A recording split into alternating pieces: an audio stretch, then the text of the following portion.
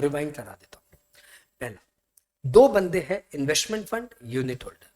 जो इनकम पे investment fund tax दे रहा है उस इनकम पे यूनिट होल्डर टैक्स नहीं देगा, और जो इनकम इन्वेस्टमेंट फंड के हाथ में एग्जम्प्ट है वो यूनिट होल्डर के हाथ में टैक्स है।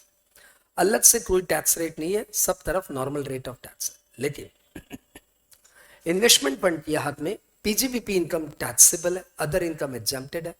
तो यूनिट होल्डर के हाथ में पीजीबीपी इनकम एग्जम्प्ट है, अदर इनकम टैक्सेबल है। इन्वेस्टमेंट फंड के हाथ में जो पीजीबीपी इनकम टैक्सेबल है वो टैक्स होगी एट द रेट, कंपनी या फर्म है तो 30%, और कोई एंटिटी है तो maximum marginal rate of tax. Investment fund के यूनिट होल्डर के हाथ में पीजीबीपी इनकम तो एग्जम्प्ट है, बात बाकी इनकम जो है वो वही इनकम मानी जाएगी जो इन्वेस्टमेंट फंड के हाथ में इनकम है। यदि इन्वेस्टमेंट फंड के हाथ में कैपिटल गेन है तो यूनिट होल्डर के हाथ में कैपिटल गेन माना जाएगा। इन्वेस्टमेंट फंड के हाथ में इंटरेस्ट है तो यूनिट होल्डर के हाथ में इंटरेस्ट माना जाएगा, और वो उसी नेचर से टैक्स होगी जिस नॉर्मल रेट से जो टैक्स होती है।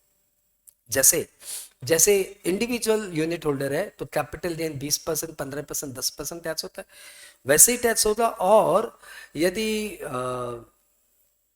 अदर कोई इंटरेस्ट या डिविडेंड इनकम है तो स्लैब रेट से टैक्स होता है, तो वैसे ही टैक्स होगा, चाहे वो नॉन रेसिडेंट यूनिट होल्डर हो या रेसिडेंट यूनिट होल्डर हो। यहाँ तक बात क्लियर। लेकिन टीडीएस काटते समय हम यूनिट होल्डर को चेक करते हैं कि हे यूनिट होल्डर, आप रेसिडेंट हो या नॉन रेसिडेंट हो।